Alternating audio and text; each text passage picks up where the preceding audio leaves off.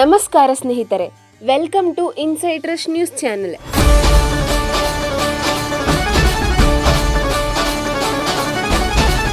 ನಾನು ವಿನುತಾ.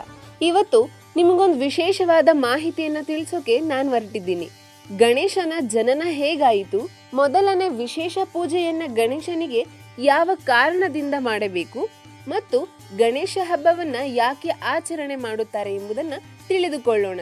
ಏಕದಂತಾಯ ವಕ್ರತುಂಡಾಯ ಗೌರಿ ತನಯಾಯ ಧೀಮಹಿ. ಗೌರಿ ಗಣೇಶನ ಕತೆ ಮತ್ತು ಆಚರಣೆಯ ಮಹತ್ವ.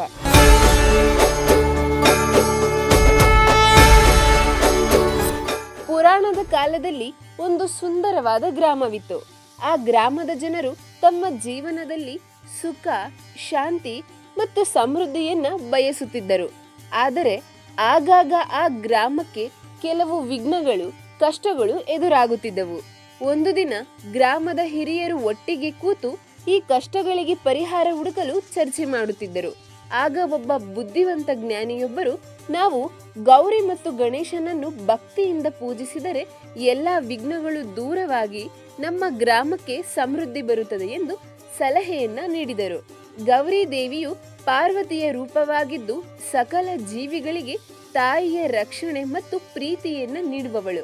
ಹಾಗಾಗಿ ಗಣೇಶನು ಆಕೆಯ ಮಗನಾಗಿದ್ದು ವಿಘ್ನ ವಿನಾಶಕನೆಂದು ಮತ್ತು ಸಿದ್ಧಿ ವಿನಾಯಕನೆಂದು ಪೂಜಿತನಾಗಿದ್ದಾನೆ. ಗ್ರಾಮಸ್ಥರು ಈ ಸಲಹೆಯನ್ನು ಒಪ್ಪಿಕೊಂಡು ಗೌರಿ ಗಣೇಶ ಹಬ್ಬವನ್ನ ಆಚರಿಸಲು ತೀರ್ಮಾನಿಸಿದರು. ಕಡುಬಿಗೆ ತುಪ್ಪ ಹಾಕಿದೆನಪ್ಪ, ಸ್ವೀಕರಿಸಪ್ಪ ಬೆನಕಪ್ಪ. ಗೌರಿ ಹಬ್ಬದ ಆಚರಣೆ. ಬಾಗಿಲಿಗಪ್ಪ ತೋರಣವಪ್ಪ.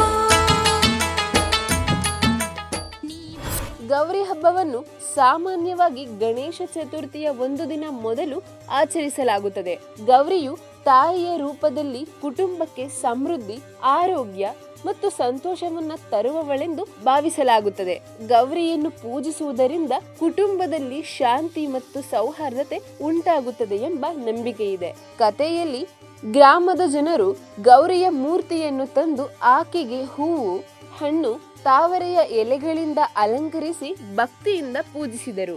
ಗೌರಿಯ ಆಶೀರ್ವಾದದಿಂದ ಗ್ರಾಮಕ್ಕೆ ಸಮೃದ್ಧಿಯ ಮಳೆ ಸುರಿಯಿತು. ಕಡುಬಿಗೆ ತುಪ್ಪ ಹಾಕಿದೆನಪ್ಪ, ಸ್ವೀಕರಿಸಪ್ಪ ಬೆನಕಪ್ಪ. ಗಣೇಶ ಚತುರ್ಥಿಯ ಆಚರಣೆ. ಬಾಗಿಲಿಗಪ್ಪ ತೋರಣವಪ್ಪ. ಗೌರಿಯ ಒಂದು ದಿನದ ನಂತರ ಗಣೇಶ ಚತುರ್ಥಿಯನ್ನ ಆಚರಿಸಲಾಗುತ್ತದೆ. ಗಣೇಶನ ಮೂರ್ತಿಯನ್ನು ಮಣ್ಣಿನಿಂದ ತಯಾರಿಸಿ ಸುಂದರವಾಗಿ ಅಲಂಕರಿಸಿ ಗ್ರಾಮದ ಜನರು ಆನಂದದಿಂದ ಪೂಜಿಸಿದರು. ಗಣೇಶನು ತನ್ನ ಎಲ್ಲ ಕಾರ್ಯಗಳಿಗೆ ಮೊದಲು ಪೂಜಿಸಲ್ಪಡುವವನು. ಯಾವುದೇ ಹೊಸ ಕೆಲಸವನ್ನ ಆರಂಭಿಸುವ ಮೊದಲು ಗಣೇಶನ ಆಶೀರ್ವಾದವನ್ನ ಬೇಡಿಕೊಂಡರೆ ಆ ಕೆಲಸದಲ್ಲಿ ಯಾವುದೇ ವಿಘ್ನಗಳು ಕೂಡ ಎದುರಾಗುವುದಿಲ್ಲ ಎಂಬ ನಂಬಿಕೆ ಇದೆ.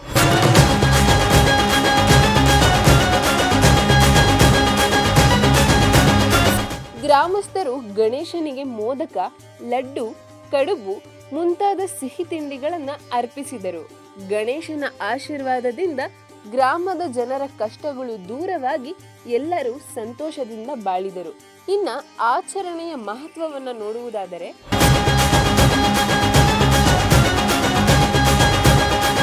ಗೌರಿಯ ಪೂಜೆ. ಗೌರಿಯನ್ನು ಪೂಜಿಸುವುದರಿಂದ ಕುಟುಂಬದಲ್ಲಿ ಸಂತೋಷ, ಶಾಂತಿ ಮತ್ತು ಸಮೃದ್ಧಿ ಬರುತ್ತದೆ.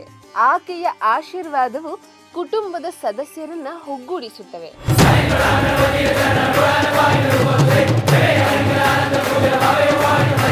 ಗಣೇಶನ ಪೂಜೆ.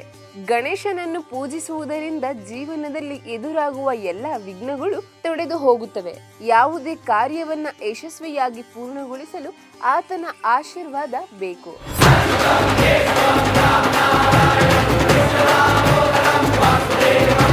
ಸಾಮಾಜಿಕ ಒಗ್ಗಟ್ಟು. ಈ ಹಬ್ಬವು ಗ್ರಾಮದ ಜನರನ್ನ ಒಟ್ಟಿಗೆ ಕೂಡಿಸಿತು. ಎಲ್ಲರೂ ಒಟ್ಟಾಗಿ ಪೂಜೆ, ಹಾಡು, ನೃತ್ಯ ಮತ್ತು ಆಚರಣೆಯಲ್ಲಿ ಭಾಗವಹಿಸಿದರು. ಇದರಿಂದ ಸಾಮಾಜಿಕ ಬಾಂಧವ್ಯ ಬಲವಾಯಿತು. ಧನ್ಯವಾದಗಳು.